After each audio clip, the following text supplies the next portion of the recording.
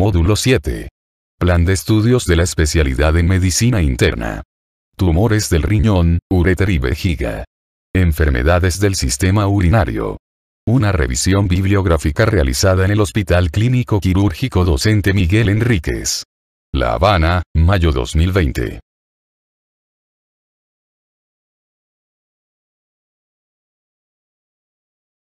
Contenido. Cuadro clínico. Complementarios. Diagnóstico positivo. Diferencial. Carcinoma de células renales.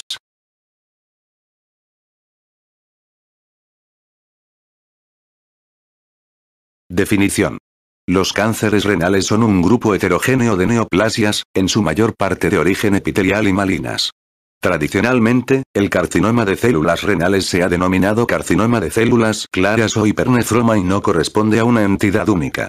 El carcinoma de células renales es más bien un conjunto de tumores malignos distintos, cada uno de los cuales guarda una estrecha relación entre sus características morfológicas y genéticas. La Organización Mundial de la Salud reconoce estas diferencias biológicas e histológicas en su sistema de clasificación del cáncer renal. La capacidad metastásica, que depende del subtipo histológico, va desde el carcinoma de células claras convencional más virulento, 65% de todos los tumores, pero responsables del 90% de las metástasis, al carcinoma cromófobo o papilar, de comportamiento más indolente, 25% del total y responsables de solo el 10% de las metástasis, y hasta el oncocitoma benigno, 10% de todos los tumores. Epidemiología. En 2014 se diagnosticaron en Estados Unidos más de 63.000 casos nuevos de tumores del riñón y de la pelvis renal, que causaron aproximadamente 13.000 muertes. Estos tumores son la sexta neoplasia más frecuente en los hombres y la octava en las mujeres. El aumento de la incidencia del carcinoma renal se puede explicar en parte por la detección precoz como consecuencia de la utilización de la tomografía computarizada y la resonancia magnética abdominales para otros procesos médicos. La relación hombre-mujer es aproximadamente 2 a 3 cada uno y la incidencia es más alta en pacientes afroamericanos y mínima en asiáticos y habitantes de las islas del Pacífico. La edad media en el momento del diagnóstico es de 60 a 70 años. Además de la predisposición genética, los factores de riesgo asociados al carcinoma de células renales incluyen el tabaquismo, la obesidad, la hipertensión y el consumo de diuréticos. En los fumadores existe un fenómeno dosis-respuesta tanto en hombres como en mujeres. El riesgo puede reducirse unos 20 años después de abandonar el hábito. Los obesos tienen un mayor riesgo de sufrir un carcinoma de células renales, que aumenta al hacerlo el índice de masa corporal. Aunque se ha descrito un aumento del riesgo al consumir diuréticos, esta asociación resulta difícil de diferenciar de la debida a la hipertensión. El carcinoma de células renales es más prevalente en pacientes con trastornos renales previos, como poliquistosis renales, riñones en herradura e insuficiencia renal crónica con hemodiálisis. Biopatología. El sistema de clasificación para el carcinoma renal permite una mejor comprensión de la célula de origen de los diversos subtipos y sus anormalidades cromosómicas. El clásico carcinoma de células claras supone aproximadamente el 65% de todos los tumores y se cree que se origina en el túbulo contorneado proximal. En general es un tumor solitario y bien delimitado, de color amarillo dorado por la existencia de abundantes lípidos en el citoplasma. Los tumores de más alto grado contienen menos lípidos y glucógeno. La mitad de los tumores muestran un crecimiento acinar o sólido que comprende sábanas sólidas de células neoplásicas acompañadas de una rica red de capilares vasculares. Los carcinomas de células renales papilares representan el 7 al 14% de las neoplasias renales epiteliales primarias. Tabla 197, 1. Clasificación de las neoplasias renales. Benignas. Oncocitoma. Adenoma papilar, cromófilo. Adenoma metanéfrico. Adenofibroma nefrógeno. Malignas. Carcinoma de células claras, convencional, carcinoma papilar, cromófilo, carcinoma cromófobo, carcinoma de conductos colectores, carcinoma medular, carcinoma mixto fusocelular y tubular, carcinoma de células renales, no clasificado. Tabla 197, 2. Subtipos histológicos, genética y síndromes. Subtipo histológico, porcentaje de defectos genéticos moleculares principales, otros defectos genéticos moleculares, y síndromes asociados. Subtipo convencional, de células claras, con el 75%. Lo brazo corto del cromosoma 3 mutación de 3p25, von Hippel-Lindau, más 5q, menos 8p, menos 9p, menos 14q mutación TP53, expresión del oncogen CER1. Síndromes asociados. Von Hippel-Lindau CR hereditario. Subtipo papilar 1 con el 5%. Mutación del gen CMET7Q31 trisomía 7, menos 4Q, menos 6Q, menos 9P, menos 13Q, más 12, más 16, más 20. Síndromes asociados. Carcinoma renal papilar hereditario. Subtipo papilar 2 con el 10%. Fumaratohidratasa 1Q42, menos 9P, menos 11Q, menos 14Q, menos 17P, menos 21Q fusión de los genes PRCZZ3. Síndromes asociados. Carcinoma renal en leiomiomatosis hereditaria. Subtipo cromófobo con el 5%. Birt-Hogg V17P111P, 2P, 6P, 13Q, menos 21Q, y mutación TP53. Síndromes asociados. Birt-Hogg V subtipo oncocitoma con el 9,7%. Birt-Hogg V17P11-1, y 11Q reorganización. Síndromes asociados. Oncocitoma familiar Birt-Hogg V. Subtipo túbulo colector con el 0,4%. 18, y 1Q, 6P, 8P, 11, 13Q, 21Q expresión del oncogen CER1. Síndromes asociados. Carcinoma medular renal. La mayoría de los pacientes presentan inicialmente tumores unilaterales. En aproximadamente el 45% de los casos existe multifocalidad, sean lesiones bilaterales o multifocales en el mismo riñón. La mayoría de estos tumores muestran un amplio espectro morfológico, incluyendo áreas papilares, papilares trabeculares y papilares sólidas. También es frecuente encontrar áreas asociadas de necrosis. El patrón papilar clásico se caracteriza por discretas prolongaciones papilares recubiertas por células epiteliales neoplásicas que contienen un núcleo fibrovascular, que se observa con facilidad a bajo aumento. Estos tumores se dividen en lesiones de tipos 1 y 2, en base a sus características citológicas y diferencias genéticas. Los cánceres renales cromófobos constituyen hasta el 6 al 11% de los tumores epiteliales renales. De forma característica, estos tumores son solitarios y bien definidos pero no encapsulados. Los hallazgos histológicos típicos consisten en células redondeadas o poligonales grandes con límites celulares bien definidos y citoplasma basófilo pálido mezcladas con una población más pequeña de células poligonales con citoplasma eosinófilo. Estos tumores pueden ser de un tamaño muy grande en el momento del diagnóstico, habiéndose comunicado tumores resecables de hasta 23 centímetros de tamaño. El carcinoma de células claras se caracteriza por la pérdida de material genético en el brazo corto del cromosoma 3 y mutaciones en el gen de von Hippel-Lindau. En los enfermos afectados por la enfermedad de von Hippel-Lindau, estas pérdidas y mutaciones se encuentran en prácticamente todos los casos. Los tumores esporádicos más frecuentes también presentan mutaciones somáticas e hipermetilación en la misma región en aproximadamente el 75 al 80% de los casos. Los tumores de células claras convencionales tienen una mutación en el gen von Hippel-Lindau, que está inactivado por una mutación puntual o por silenciamiento epigenético del gen mediante metilación del promotor. La pérdida de von Hippel-Lindau, responsable de la ubiquitinación y degradación del factor inducible por la hipoxia, permite la regulación al alza de los genes que responden a factor inducible por la hipoxia y son responsables de la angiogénesis y el crecimiento celular. Dos de estos genes regulados al alza son el del factor de crecimiento derivado de las plaquetas y del factor de crecimiento endotelial vascular, que son proteínas proangiogénicas que parecen inducir la neovascularización descrita en el carcinoma de células claras primario y metastásico. Los enfermos con von Hippel-Lindau suelen tener tumores en edades precoces y a menudo múltiples. Otros tumores descritos en este síndrome son hemangioblastomas del sistema nervioso central, tumores neuroendocrinos pancreáticos, feocromocitomas, angiomas de retina y cistoadenomas epiditimarios.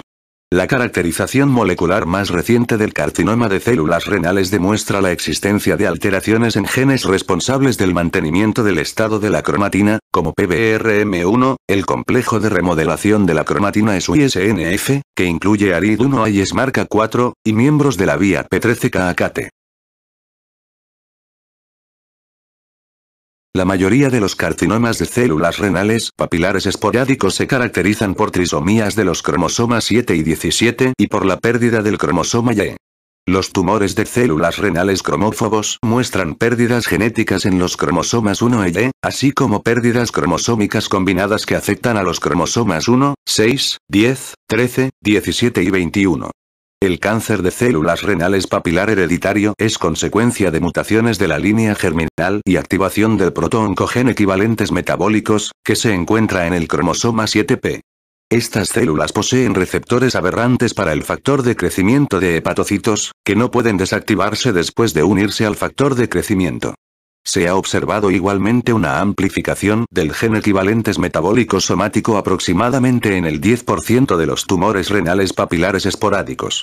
El carcinoma de células renales de la leiomiomatosis hereditaria se caracteriza por una alteración del gen de la fumaratohidratasa y se asocia a leiomiomas uterinos, más frecuentes, o leiomiosarcoma, menos frecuentes, nódulos cutáneos, leiomiomas, y carcinoma de células renales papilar de tipo 2, que suele ser solitario y produce metástasis en muchos casos. El síndrome de Birt-Hogg-Dubé es un trastorno poco frecuente que se asocia predominantemente a tumores renales cromófobos, pero en el que pueden desarrollarse tumores de células claras y tumores cromófobos oncocíticos. Este síndrome se caracteriza por el desarrollo de fibrofoliculomas, quistes pulmonares, neumotórax y tumores renales bilaterales.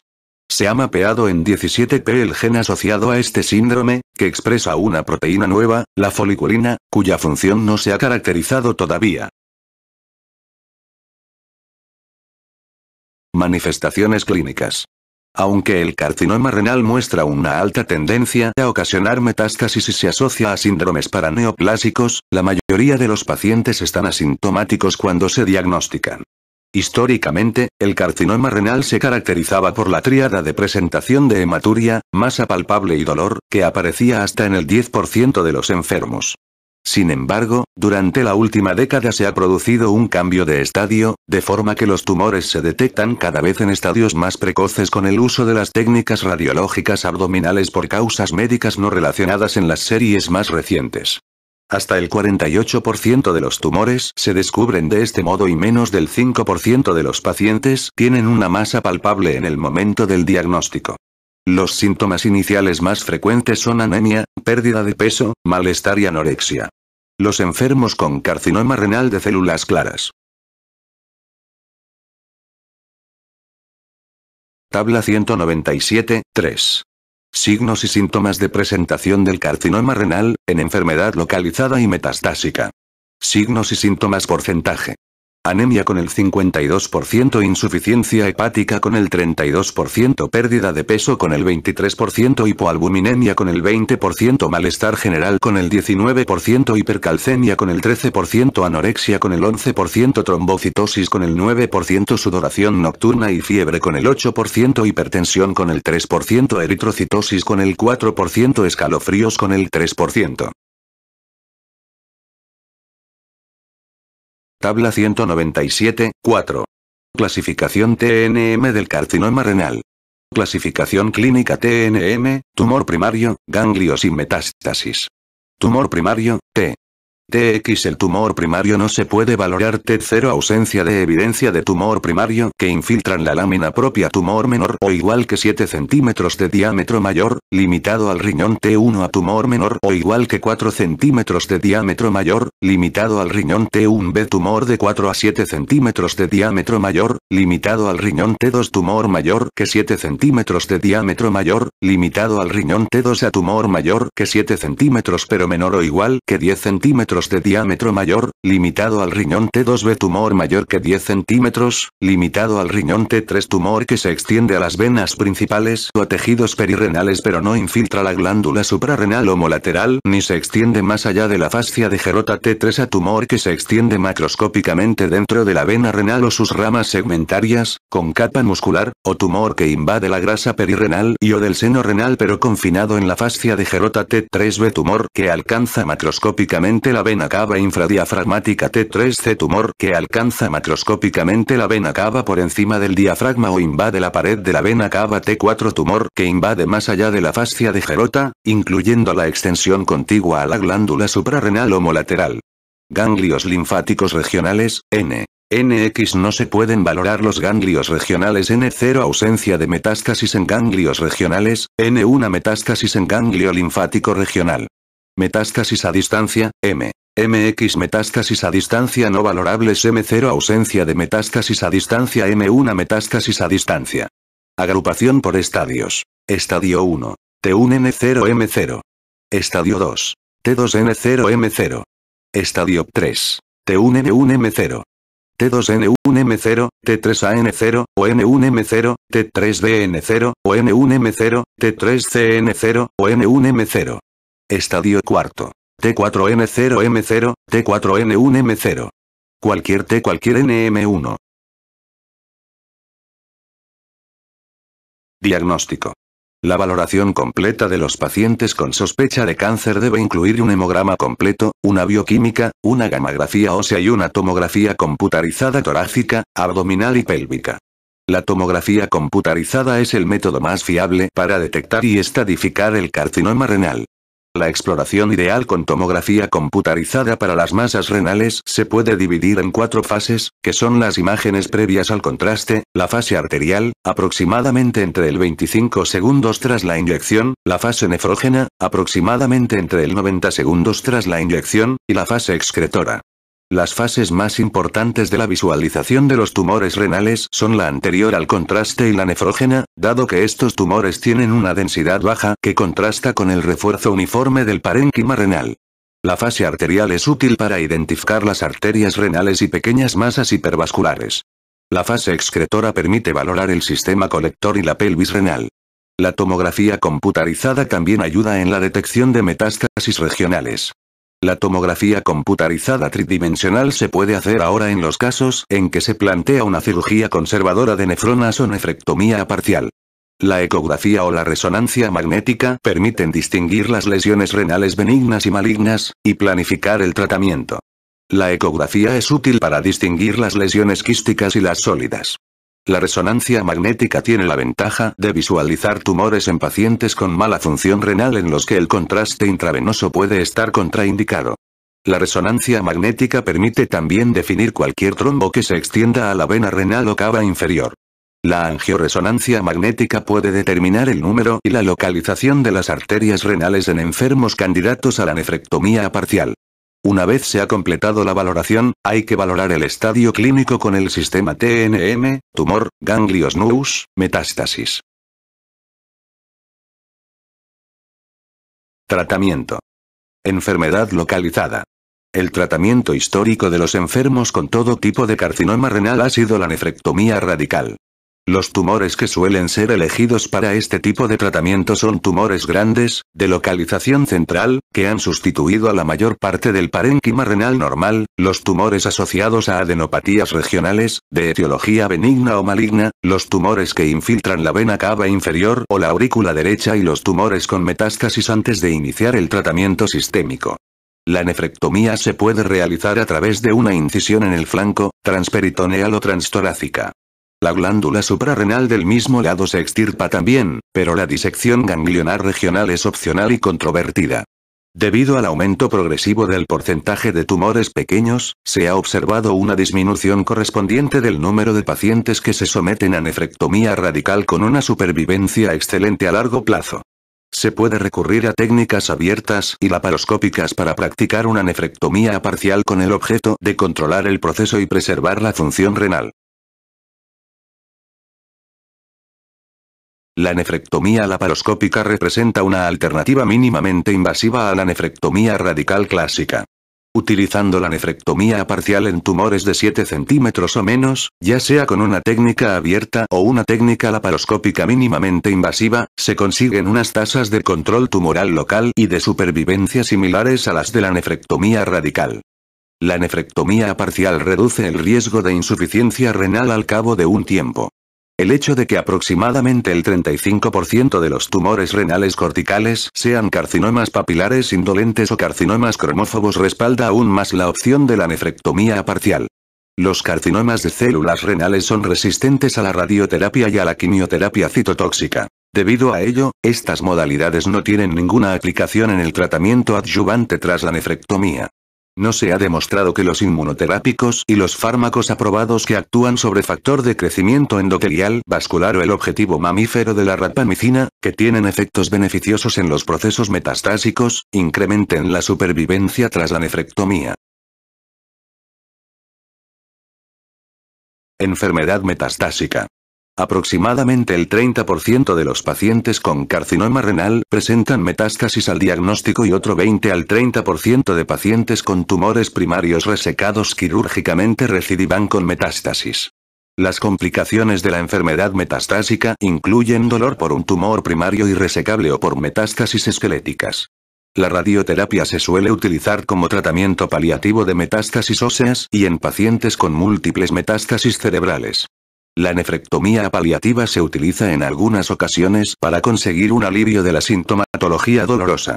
La extirpación quirúrgica del tumor se considera la base del tratamiento incluso en los pacientes con metástasis y ha mostrado prolongar la supervivencia de estos pacientes. La resección quirúrgica de las metástasis, metastasectomía, permite ampliar la supervivencia e incluso curar a un subgrupo de enfermos con metástasis.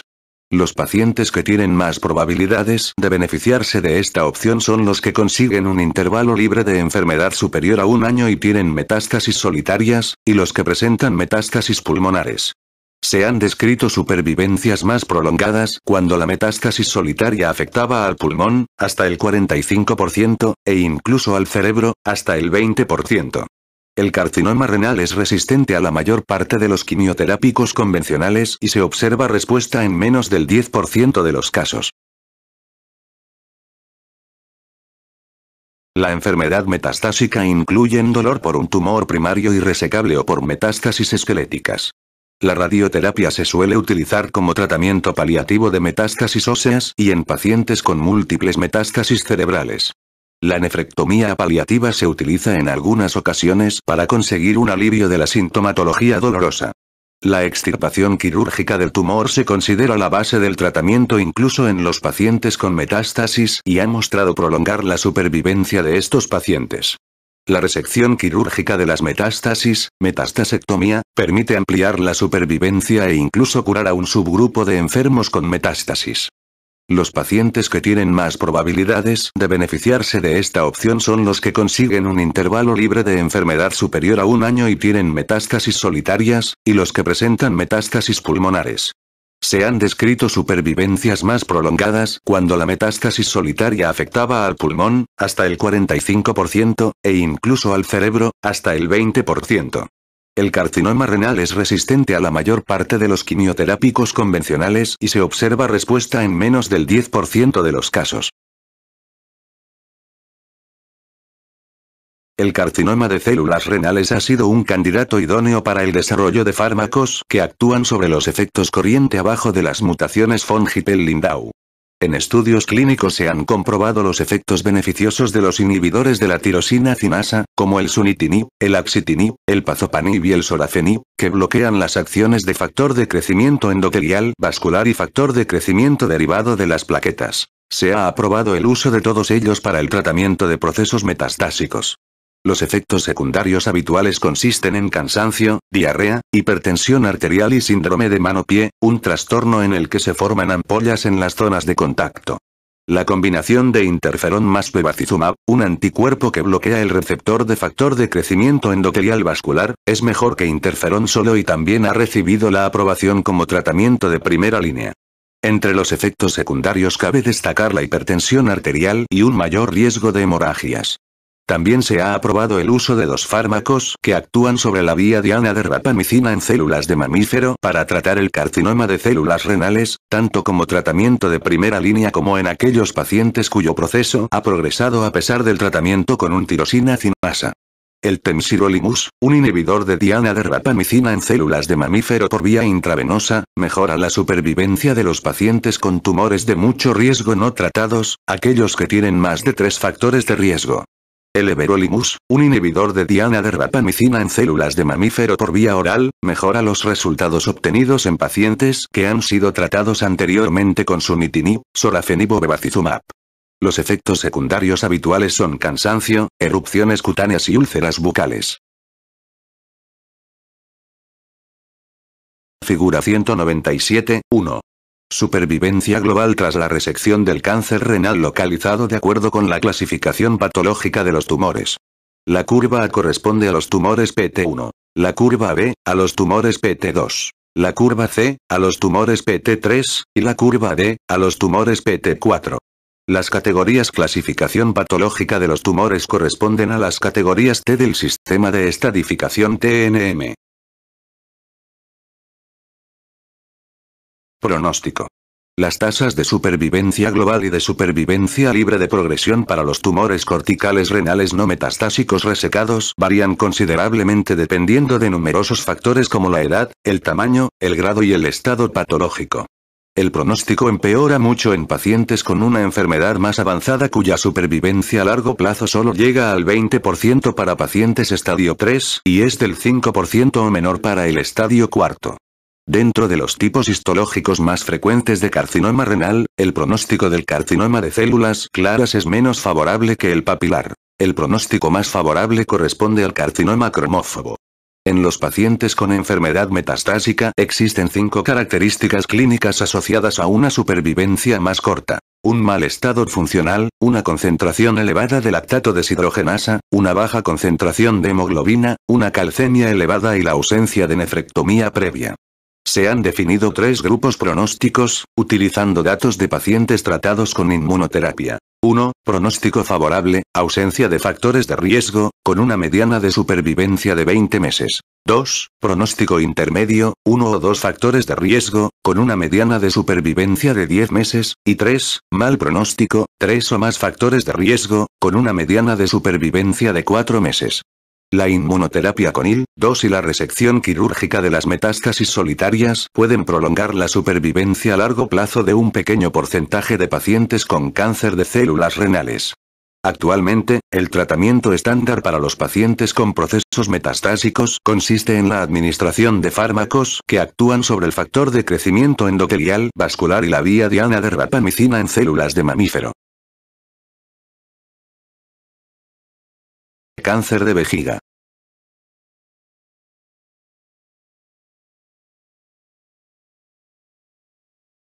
Definición. Un espectro de tumores tiene origen en el revestimiento urotelial de la vejiga, la pelvis, los uréteres y la uretra, del cual el carcinoma de células transicionales es el más frecuente. La inmensa mayoría se origina en la vejiga y unos pocos lo hacen en la vía urinaria alta, pelvis renal y uréteres, y todavía menos frecuentemente en la uretra proximal. Aunque los carcinomas de células transicionales muestran una historia natural variable, tienen tendencia a la multifocalidad, altas frecuencias de recidivas y progresión a estadios histológicos más altos. Desde una perspectiva general, estos tumores se agrupan en 3 grandes grupos: sin infiltración muscular, con infiltración muscular y metastásicos, y cada uno muestra diferencias en el comportamiento clínico, el pronóstico y el tratamiento primario. El objetivo del tratamiento primario de los tumores superficiales es evitar las recidivas y la progresión a estadios más avanzados. En los tumores que infiltran el músculo, el reto médico es integrar la cirugía, la quimioterapia y o la radioterapia para mejorar la probabilidad de curación y reducir la morbilidad. En la enfermedad metastásica se suele usar la quimioterapia para aliviar los síntomas, aunque un subgrupo de enfermos se puede curar. Las probabilidades de curación a largo plazo dependen directamente del estadio y el grado y oscilan entre el 99% para los tumores TA de grado bajo y hasta el 15% para los procesos metastásicos. Epidemiología. En 2014 se diagnosticaron en Estados Unidos unos 74.000 casos nuevos de cáncer vesical, y cabe esperar que aproximadamente 15.000 pacientes sucumbirán a su enfermedad. La proporción entre hombres y mujeres es 3:1, similar en todos los grupos raciales. Es el cuarto cáncer más frecuente en los hombres. La supervivencia a los 5 años para todos los estadios es del 78%, lo que da lugar a una prevalencia muy alta, mayor que 500.000 personas en los Estados Unidos viven con cáncer de vejiga. Su prevalencia es 2 veces mayor en los blancos que en los afroamericanos, y se observa con menos frecuencia en asiáticos. La inmensa mayoría de los pacientes, 90%, tienen más de 50 años en el momento del diagnóstico, con un promedio de edad de 73 años en ese momento. Los hombres y las mujeres tienen un riesgo de desarrollar cáncer vesical a lo largo de su vida del 2,4%. Los carcinógenos o sus metabolitos implicados en la carcinogenia del cáncer vesical son excretados en la orina y allí actúan de forma directa sobre el urotelio. Como el período de latencia desde la exposición inicial hasta el desarrollo del cáncer es de casi 20 años, resulta difícil establecer una relación causa-efecto definitiva entre un posible carcinógeno y el desarrollo de la enfermedad. El tabaquismo es el principal factor de riesgo para el cáncer vesical, contribuye en apariencia a la mitad de los tumores en hombres y a un cuarto en mujeres. Una mayor duración de la exposición se asocia a un aumento del riesgo mayor que la intensidad de la exposición, en cigarrillos por día, en un período de tiempo más corto. En general, los fumadores tienen un riesgo relativo de 2 a 4 veces mayor de desarrollar un cáncer de vejiga que los no fumadores.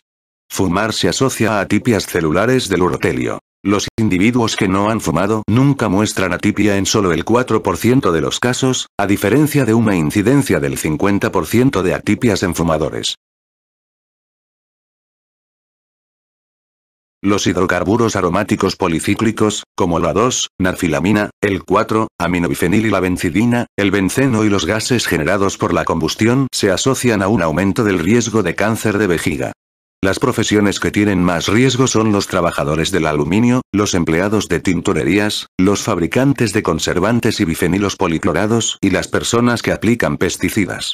Las arilaminas, que también están implicadas en la carcinogenia, se activan de forma metabólica a compuestos electrófilos mediante N-hidroxilación hepática por la citocromo P450IA2, y se desintoxican por N-acetilación. Los estudios sugieren que los individuos con prototipos oxidadores rápidos y acetiladores lentos tienen un mayor riesgo. Las profesiones que se exponen más a las arilaminas, como los trabajadores de la industria de los tintes, el caucho o la fabricación de cueros, tienen un mayor riesgo de sufrir un cáncer vesical. La infección por Schistosoma haematobium potencia la formación de compuestos N-nitroso carcinogénicos y aumenta el riesgo de carcinomas epidermoides y de células transicionales de vejiga. Se ha descrito una asociación entre el carcinoma epidermoide, pero no el transicional, y la existencia de una infección urinaria crónica en pacientes parapléjicos o que tienen cálculos vesicales crónicos o portadores de sondas de Foley permanentes. El quimioterápico ciclofosfamida, cuando se usa de forma crónica, puede aumentar 9 veces el riesgo de cáncer vesical, y los compuestos que contienen fenacetina también se han relacionado con el desarrollo de tumores en pelvis renal y uréter. Biopatología. Los tumores uroteliales se producen en cualquier zona del tracto urinario, es decir, la pelvis renal, uréteres, vejiga y uretra. Más del 90% de los tumores uroteliales se originan en la vejiga, el 8% en la pelvis y el 2% restante entre los uréteres y la uretra. Los carcinomas transicionales representan el 90 al 95% de los tumores uroteliales y el resto son carcinomas epidermoides, queratinizantes 3%, adenocarcinomas, 2%, y tumores microcíticos, 1%. Los tumores de histología mixta, que contienen principalmente carcinoma transicional con focos de diferenciación epidermoide, adenocarcinomatosa o neuroendocrina, son frecuentes. Los tumores epidermoides son más frecuentes en la uretra distal, mientras que el adenocarcinoma se origina sobre el resto embrionario del uraco en la cúpula vesical y en tejidos periuretrales. En las regiones de infección endémica por Schistosoma haematobium, como en Egipto, hasta un 40% de los tumores son carcinomas epidermoides. Otros tumores menos frecuentes de la vejiga son linfomas, sarcomas y melanomas. La mayor parte, 70 al 80%, de los carcinomas vesicales recién detectados se clasifican como tumores sin infiltración muscular, incluidos los tumores papilares exofíticos limitados a la mucosa, los que infiltran la lámina propia y el carcinoma in situ, que se llama también TIS. Los tumores sin infiltración muscular de vejiga se clasifican por lo general de acuerdo al sistema de clasificación de la Organización Mundial de la Salud International Society of Urologic Pathology como de bajo y de alto grado. Cuando no se especifica el sistema de clasificación, se utiliza un sistema numérico. Bien diferenciado, moderadamente diferenciado, mal diferenciado e indiferenciado. La gradación es más importante para los tumores papilares exofíticos limitados a la mucosa no infiltrantes, porque casi todos los tumores vesicales infiltrantes, tumores que infiltran la lámina propia en adelante, son de alto grado. El carcinoma in situ primario, sin un tumores papilares exofíticos limitados a la mucosa o tumores que infiltran la lámina propia asociado, representa el 1 al 2% de todos los nuevos casos de tumor vesical. Con más frecuencia, se encuentra el carcinoma in situ en presencia de múltiples tumores papilares, inmediatamente adyacentes a otra lesión o afectando a mucosa a distancia en la vejiga. El carcinoma in situ es, por definición, una enfermedad de alto grado. Está considerada como un precursor de tumores más invasivos, porque se desarrolla un tumor infiltrante en el 60% de los tumores no tratados en 5 años. Un tumores que infiltran la lámina propia es una neoplasia maligna agresiva invasiva. Prácticamente todos los tumores que infiltran la lámina propia son de alto grado, y el 50% se asocian a carcinoma in situ. El 50% de los pacientes recidivan en un año y el 90% lo hacen en 5 años. Solo una minoría de los tumores primarios han invadido ya en el momento del diagnóstico la muscular propia, T2, la grasa perivesical, T3, o los órganos adyacentes, T4. Todos los tumores primarios en estadio T2 o superior son de alto grado. La historia natural de los tumores uroteliales es recidivar en la misma localización o en otro lugar de la vía urotelial, en el mismo estadio o en otro más evolucionado. Varios estudios apoyan la idea de que estas recidivas son de origen clonal. Los tumores vesicales expresan en muchos casos, aproximadamente entre el 80%, el receptor del factor de crecimiento epidérmico y con menos frecuencia el receptor del factor de crecimiento E2-Neu, aproximadamente entre el 50 al 70%. Algunos estudios parecen indicar que la mayor expresión de estos receptores se asocia a un fenotipo más avanzado y o más agresivo. El cáncer de vejiga tiene una tasa de mutación somática muy elevada, 7,7 por megabase, en comparación con otras neoplasias, únicamente por detrás del cáncer de pulmón y el melanoma. En el cáncer de vejiga están considerablemente mutados los genes modificadores epigenéticos MLL2, ARID1A, KDM6A y ET300. Aproximadamente en el 75% de los casos hay al menos una mutación inactivadora. También suelen estar mutados otros genes que regulan el ciclo celular, como TP53 en el 49% de los tumores y RB1 en el 13% de los tumores. En un número reducido de tumores se observan amplificaciones de ERB2, MDM2 y receptor del factor de crecimiento epidérmico, que representan objetivos terapéuticos potenciales. Manifestaciones clínicas. La hematuria es el síntoma inicial en el 80 al 90% de los carcinomas de vejiga, pero otros pueden presentar una infección urinaria. En los sujetos de más de 40 años que desarrollan hematuria se debe realizar una evaluación de la presencia de cáncer urotelial que incluya citología de sedimento de orina, cistoscopia y exploración con técnicas de imagen del tracto urinario mediante ecografía o tomografía computarizada. La detección selectiva en los sujetos asintomáticos de hematuria aumenta la probabilidad de diagnóstico de cáncer vesical en estadios precoces pero no mejora la supervivencia. Por tanto, no se recomienda de forma rutinaria. La frecuencia y la nicturia son consecuencia de los síntomas irritativos o de una menor capacidad de la vejiga. El dolor, cuando aparece, refleja por lo general la localización del tumor vesical. El dolor abdominal bajo es consecuencia de una masa vesical, mientras que el dolor perineal o las molestias rectales se deben a la infiltración de la próstata o la pelvis por el tumor. Los tumores de la pelvis renal, el urétero, el orificio ureteral en la vejiga pueden producir hidronefrosis, reducción de la función renal y dolor en el flanco. Los enfermos con un tumor más avanzado pueden referir anorexia, pérdida de peso, fatiga o dolor por metástasis óseas. La exploración física no suele mostrar alteraciones, porque la mayor parte de los pacientes tienen tumores limitados al órgano. Diagnóstico. La base del diagnóstico y la estadificación del carcinoma vesical es la valoración cistoscópica. El procedimiento incluye la exploración bajo anestesia para determinar la existencia de una masa palpable y, si existe, determinar si es móvil. Una masa tumoral no móvil indica que la enfermedad infiltra la pared vesical lateral, lo que presenta poca probabilidad de poder ser resecable. Se ha de recolectar orina para evaluar la presencia de células malignas. Se introduce el cistoscopio para inspeccionar la vejiga y detallar el tamaño, número, localización y patrón de crecimiento, papilar o sólido, de todas las lesiones. Todas las enfermedades visibles se deben someter a resección transuretral para determinar el subtipo histológico y la profundidad de la infiltración.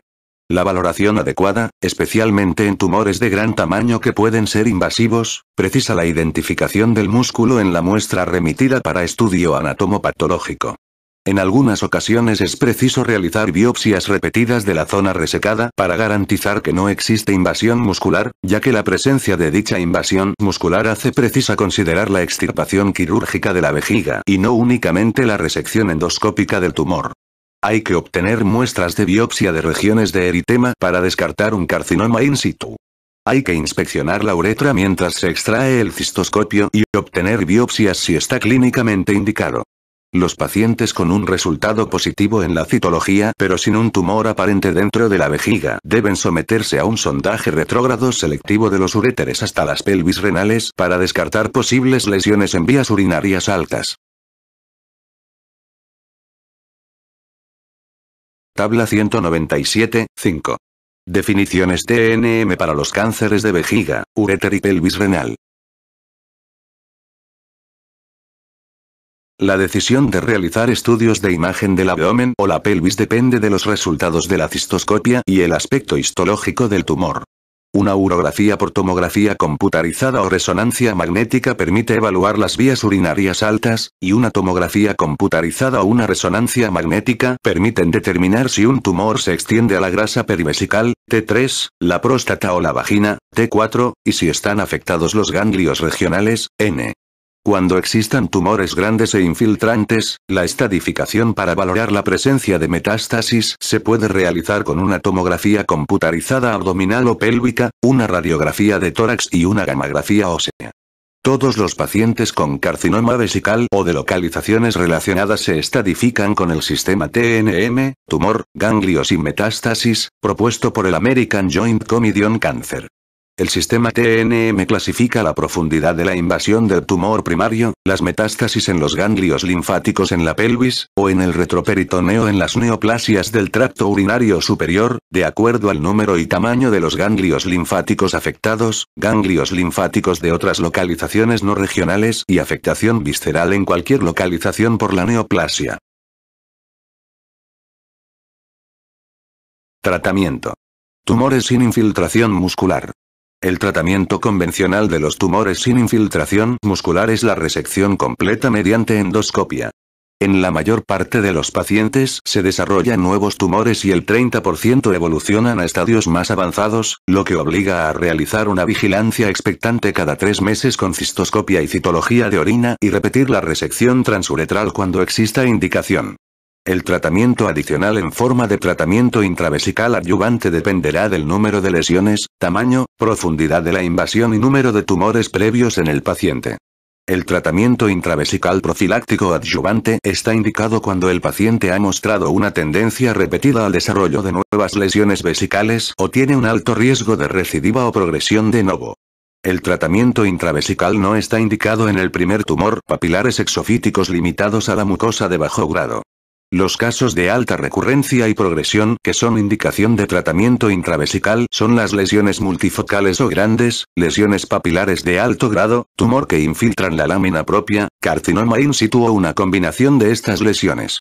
Este tratamiento no se recomienda nunca en tumores que infiltran el músculo porque los fármacos que se instilan dentro de la vejiga no penetran más que unas pocas capas de células. Cuando ha pasado tiempo suficiente para que cicatrice la resección endoscópica, se suele comenzar el tratamiento intravesical con bacilocalmette-guerin, BCG, una vez a la semana durante 6 semanas, seguido de un protocolo de mantenimiento prolongado. En algunas ocasiones, cuando el BCG está contraindicado, se utilizan otros agentes quimioterapéuticos y citocinas. El resultado del tratamiento se valora con evaluaciones a los 3 y 6 meses tras el tratamiento para determinar si la vejiga está libre de tumor. En el caso de enfermedad persistente, se puede recomendar repetir el ciclo de BCG o incluso una cistectomía inmediata. La irritación uroterial puede producir toxicidad vesical, como irritabilidad o espasmos vesicales, hematuria y dolor a la micción. Una complicación poco frecuente es que se desarrolle una tuberculosis sistémica y se tenga que realizar tratamiento sistémico de la misma. El BCG es muy eficaz para erradicar el carcinoma in situ y el 70% de los pacientes siguen libres de enfermedad al año, y el 40% a los 10 años. Algunos tumores seleccionados de uréter y pelvis renal pueden ser tratados con una resección ureteroscópica, en algunos casos mediante la instilación del BCG por la pelvis renal o con una nefroureterectomía.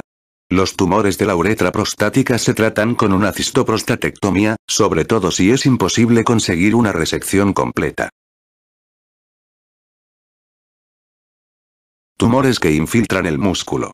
En los pacientes con tumores que invaden la muscular propia, el tratamiento habitual en Estados Unidos es la cistectomía radical con linfoadenectomía pélvica por el alto riesgo de que el tumor llegue a la grasa perivesical o los ganglios regionales. Se realiza también una prostatectomía en los hombres, y en las mujeres se debe resecar la uretra, el útero, las trompas de falopio, los ovarios y la pared anterior de la vagina. El flujo de orina se puede dirigir a través de un conducto de derivación o a un reservorio continente. Con la derivación se consigue drenar la orina de forma directa desde los uréteres hasta un asa de intestino delgado, que se anastomosa de forma directa sobre la superficie cutánea sin reservorio interno, con lo que la orina queda recogida en el dispositivo externo. Otra alternativa es crear un reservorio continente de baja presión a partir de un segmento destubularizado de intestino unido a la pared abdominal con un estoma continente, que el paciente puede autosondarse a intervalos regulares. Los reservorios de baja presión se pueden anastomosar también con la uretra, lo que generaría una neovejiga ortotópica interna y permitiría al paciente orinar a través de la uretra. La linfoadenectomía pélvica estándar incluye a los ganglios ilíacos comunes distales, ilíacos externos, obturadores e hipogástricos. Existe una asociación entre una mayor supervivencia y menor recurrencia local y un mayor número de ganglios linfáticos extirpados. Las complicaciones de la cistectomía incluyen infecciones urinarias de repetición, acidosis hiperclorémica, cálculos de oxalato, incontinencia e impotencia. Una medida estándar en los pacientes con cáncer vesical que invade el músculo consiste en combinar la cirugía con quimioterapia perioperatoria. La quimioterapia neoadyuvante antes de la cistectomía por cáncer vesical con invasión muscular mejora la supervivencia. Este beneficio sobre la supervivencia solo se consigue con las combinaciones basadas en cisplatino, que precisan que el paciente tenga una función renal normal y un buen estado funcional. Algunos médicos prefieren realizar una cistectomía inmediata seguida de quimioterapia adyuvante en aquellos tumores que tienen un riesgo muy alto de recidiva. Sin embargo, no disponemos de datos de estudios retrospectivos aleatorizados que respalden esta medida frente a los efectos beneficiosos demostrados que tiene la quimioterapia neoadyuvante sobre la supervivencia. La cistectomía radical permite controlar el proceso a largo plazo en el 75 al 80% de los pacientes con lesiones confinadas en la vejiga, aproximadamente en el 50% de los pacientes con tumores que se extienden a los tejidos perivesicales, y hasta en un tercio de los pacientes con afectación de los ganglios regionales. Son muy frecuentes las metástasis en los ganglios pélvicos a pesar de una tomografía computarizada preoperatoria normal. La disección de los ganglios pélvicos bilaterales junto con la cistectomía mejora la supervivencia. Algunos pacientes prefieren un tratamiento no quirúrgico, como la radioterapia, para poder conservar la vejiga urinaria, en lugar de someterse a una cistectomía. La radioterapia con quimioterapia de sensibilización es preferible a la radioterapia sola, ya que permite controlar mejor el tumor. Los mejores candidatos para esta opción son los pacientes con una lesión solitaria en estadio precoz y sin signos de hidronefrosis. Este tratamiento triple para preservar la vejiga requiere en primer lugar una resección transuretral casi completa, seguida de quimioterapia y radioterapia concomitantes. Los tratamientos de haz externo suelen administrarse en 5 fracciones diarias por semana, en dosis de 2 a 2,5 Gray, hasta una dosis terapéutica total de 65 Gray aproximadamente. Entre los efectos tóxicos cabe citar inflamación de la piel, impotencia, cansancio y síntomas de irritación vesical e intestinal. Es poco frecuente observar proctitis persistente. En estos casos, la cistectomía se reserva para aquellos pacientes que no han mostrado una respuesta completa. La tasa de supervivencia libre de enfermedad a los 5 años con esta técnica es del 50%, y la mayoría de los pacientes mantienen una función vesical normal. Enfermedad metastásica. Los pacientes con enfermedad metastásica se tratan principalmente con quimioterapia. El tratamiento de referencia es la quimioterapia basada en cisplatino y los 2 regímenes de tratamiento más empleados son gemcitabina más cisplatino y el régimen de 4 fármacos de metotrexato, vinblastina, doxorubicina y cisplatino. Se administran 6 ciclos de tratamiento en un período de 6 meses. La toxicidad que se observa con más frecuencia es anemia, trombocitopenia, fiebre por neutropenia, mucositis y fatiga. La toxicidad más observada incluye anemia, trombocitopenia, fiebre neutropénica y fatiga. El régimen gemcitabina más cisplatino de 2 fármacos se tolera mejor y se asocia a toxicidades menos graves que metotrexato, vinblastina, doxorubicina y cisplatino. La mediana de supervivencia de los pacientes tratados con ambos regímenes es de aproximadamente unos 14 meses y la tasa de supervivencia a los 5 años es de un 15% o inferior. Los pacientes con buen estado funcional y metástasis limitadas a los ganglios linfáticos, es decir, sin metástasis viscerales, presentan la mayor probabilidad de respuesta y una posibilidad de supervivencia a los 5 años libre de enfermedad del 20 al 33%.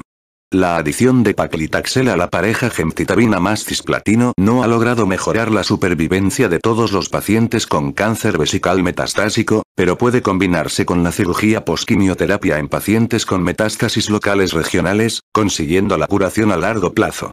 Basándose en la gran vascularización del cáncer vesical y en estudios previos que parecen confirmar los efectos beneficiosos de bevacizumab, que bloquea los efectos de factor de crecimiento endotelial vascular, se está llevando a cabo un estudio aleatorizado intergrupo nacional para comparar la pareja gemcitabina más cisplatino más bevacizumab o un placebo.